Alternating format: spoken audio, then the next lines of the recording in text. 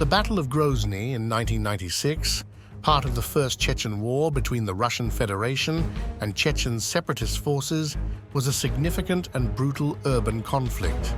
Grozny, the capital of Chechnya, became the focal point of intense fighting in August 1996.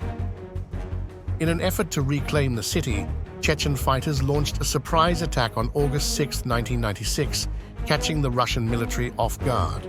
The Chechen forces, employing guerrilla tactics and taking advantage of their intimate knowledge of the city's layout, managed to infiltrate and seize key positions within Grozny. The Russian troops, consisting mainly of conscripts, were ill-prepared for the urban warfare that ensued.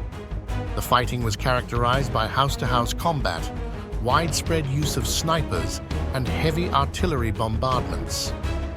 The Chechens, led by commanders such as Aslan Maskadov and Shamil Basayev, demonstrated remarkable resilience and coordination.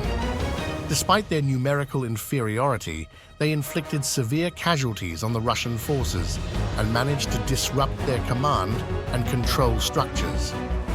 The chaos and high casualties forced the Russian government to negotiate a ceasefire. The Khasavyurt Accord, signed on August 31, 1996, effectively ended the First Chechen War, granting Chechnya de facto independence while postponing the final status decision for 5 years. The Battle of Grozny in 1996 exposed the limitations of the Russian military and underscored the difficulties of urban warfare.